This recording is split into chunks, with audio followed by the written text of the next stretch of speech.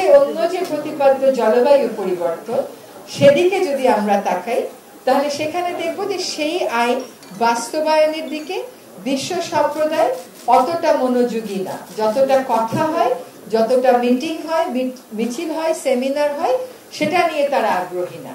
জলবায়ু পরিবর্তনের সবচেয়ে ঝুঁকির মধ্যে থাকা দেশগুলোর মধ্যে হচ্ছে আমাদের মতন দরিদ্র দেশগুলো, আর ওজোন লেয়ার ডিপ্লিশনের সরাসরি ক্ষতিগ্রস্ত দেশগুলোর মধ্যে আছে বিশ্বের উন্নত কিছু দেশের নাম।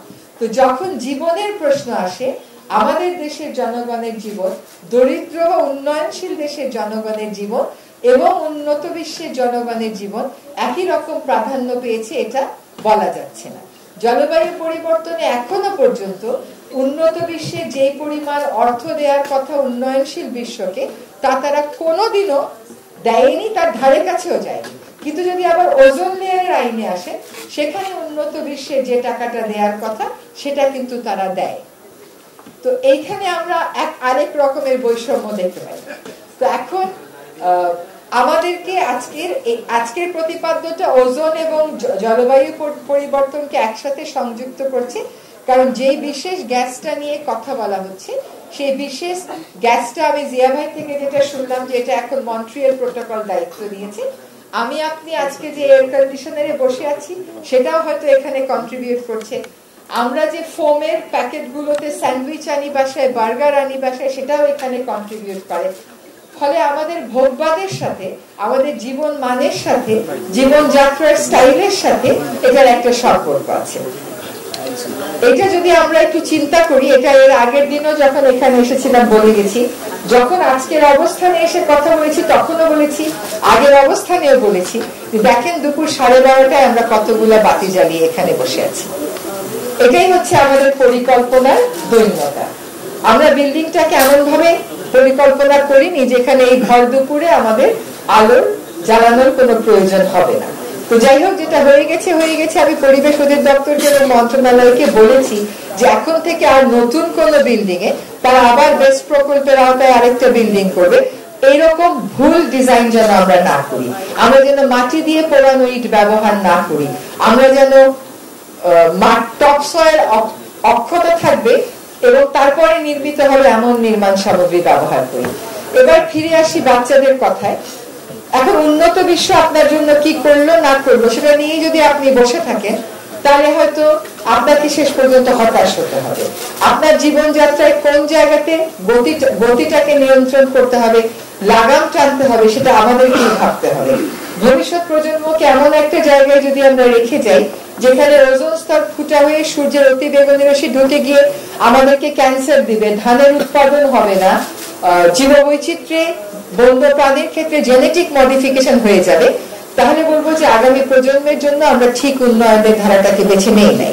তেমনি ভাবে এখনই যদি জলবায়ু পরিবর্তনের জন্য আমরা না কাজ করি, আমরা আমাদের উন্নয়নের ন্যারেটিভটাকে না বদলাই, আমাদের সন্তানেরা এই উপর্যুপরি প্রাকৃতিক দুর্যোগের মুখোমুখি পড়বে। এই বছরই দেখেন আমরা সবচেয়ে বেশি গরমের মধ্যে পড়েছিলাম 50 বছরের মধ্যে। এই বছরই নোয়াখালী এলাকাতে কি ভয়ঙ্কর রকমের বন্যা হলো, যে অতিবৃষ্টি হলো, যে ক্লাউড আউটবার্স্ট হলো, এইটা আসলে নোয়াখালীবাসী এর সাথে পরিচিত না। এরকম যদি প্রাকৃতিক বিপর্যয় বাড়তেই থাকে, পৌনঃপুনিকতা এবং ব্যাপকতা বাড়তেই থাকে জলবায়ু পরিবর্তনের জন্য, তাহলে দাতা গোষ্ঠী কত টাকা দিলে আপনি এই ক্ষতি পূরণ করতে পারবেন? টাকা দিয়ে সব ক্ষতির পূরণ হবে না। আমাদেরকে এখানে চিন্তা করতে হবে যে আমরা কেমন করে পরিবেশ বান্ধব এবং নিরাপদ একটা ভবিষ্যৎ আমাদের সন্তানদের জন্য গড়ে তুলতে পারি।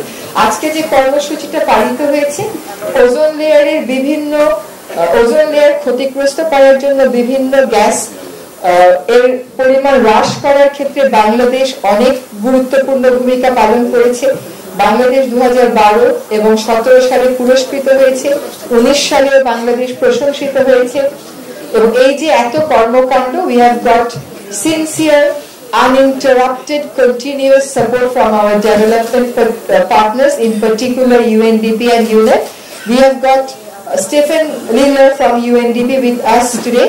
We express our heartfelt thanks to you and to UNDP for helping us in advancing a cause that affects every individual on this earth, and I hope this partnership will continue not only with regard to protection of ozone but also with regard to preventing the climate disasters and adapting better to the climate changes. Thank you, Stefan. আজকে যারা এখানে চিত্রাঙ্কন প্রতিযোগিতায় অংশগ্রহণ করেছেন, আপনাদের ছবিগুলো দেখতে পারলে খুব ভালো হতো, একসময় চেয়ে নিয়ে দেখে নেব।